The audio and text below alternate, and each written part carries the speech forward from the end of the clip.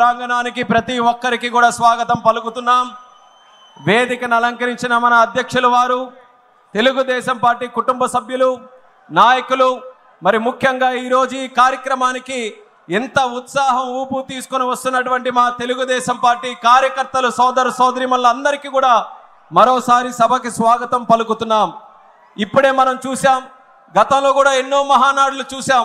గత 40 సంవత్సరాలుగా ఏ మహానాడు జరిగినా అధికారం ఉన్నా ప్రతిపక్షంలో ఉన్నా సరే వాటిని లెక్క చేయకుండా పిలిచిందే తరువా అన్నట్టుగా ప్రతి ఒక్క కార్యకర్త పసుపు చొక్కా వేసుకుంటూ ఈ యొక్క మహానాడు కార్యక్రమం విజయవంతం చేయడానికి తరతరాలుగా కుటుంబాల వరకు కూడా తెలుగుదేశం పార్టీ వెంట నిలబడి ఈ యొక్క కార్యక్రమాన్ని విజయవంతం చేసినటువంటి ప్రతి ఒక్క కుటుంబానికి, ఆ కార్యకర్తకి, ఆ స్ఫూర్తికి మరొకసారి వేదిక ద్వారా నమస్కారాలు తెలియజేసుకుంటున్నాం.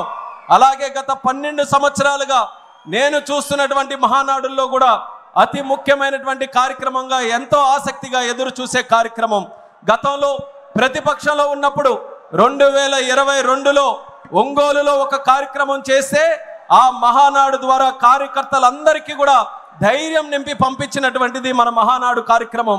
2023లో రాజమండ్రిలో మనం మహానాడు కార్యక్రమం పెడితే యుద్ధానికి మేమందరం కూడా సంసిద్ధంగా ఉన్నామని నినాదంతో ముందుకెళ్ళినటువంటిది రాజమండ్రిలో మహానాడు కార్యక్రమం. ఆ స్ఫూర్తితో కార్యకర్తలు, నాయకులు, పార్టీ అందరూ కూడా కష్టపడి ప్రజలతో మమేకమై దేశ చరిత్రలోనే ఎన్నడూ లేని విధంగా 94% స్ట్రైక్ రేట్తో ప్రభుత్వాన్ని ఎస్టాబ్లిష్ చేసినటువంటి ఏకైక రాష్ట్రం మన ఆంధ్రప్రదేశ్ రాష్ట్రంగా కీర్తించబడినటువంటి మన కార్యకర్తల తాలూకా సహకారం మరొక్కసారి గుర్తు చేస్తున్నాను. కడపలో మొట్టమొదటి మహానాడుగా కడప గడపకు పసుపు తోరణం కట్టి ఈరోజు ఎంతో వైభవంగా ఈ యొక్క కార్యక్రమాన్ని ముందుకు నడిపిస్తున్నాం. ఇప్పుడే మనం చూసాం, యువ నాయకుడు నారా లోకేష్ అన్న గారు ఒక యువ నాయకుడుగా కార్యకర్తల గుండెల్లో, ప్రజల గుండెల్లో ఒక సుస్థిరమైనటువంటి స్థానం సంపాదించుకొని ఈరోజు ప్రజా నాయకుడిగా ఎదిగి ఆయన తాలూకా ఆలోచనలతో 40 సంవత్సరాలు స్వర్గీయ నందమూరి తారక రామారావు గారి తాలూకా నాయకత్వంలో, నారా చంద్రబాబు నాయుడు గారి నాయకత్వంలో ఈ 40 సంవత్సరాలు తిరుగు లేకుండా పార్టీ ఏ రకంగా ముందుకు నడిచిందో మరో 40 సంవత్సరాలు కూడా తిరుగు లేకుండా తెలుగు జాతి ఉన్నంతకాలం, సూర్యచంద్రులు ఉన్నంతకాలం తెలుగుదేశం పార్టీ అనుక్షణం ఉండాలనే ఆలోచనతో మరొక 6 శాసనాలని మన అందరికీ కూడా అందించడం జరిగింది మన లోకేష్ అన్న గారు.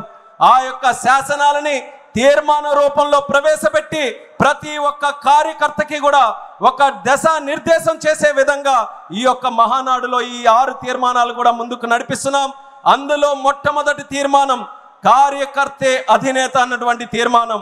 ఇప్పుడే లోకేష్ అన్న గారు చెప్పారు, కార్యకర్తకి ఎటువంటి ఆపద వచ్చినా, కార్యకర్తకి ఏ కష్టం వచ్చినా నేను ఎప్పుడు కూడా ఉంటానని ధైర్యం ఇస్తూ, అలాగే భవిష్యత్తులో కూడా ఆ కార్యకర్తకి పార్టీ ఎల్లప్పుడూ కూడా నిల్చుంటుందనే ఆలోచనతో ఈ యొక్క తీర్మానాన్ని ప్రవేశపెడుతున్నాం.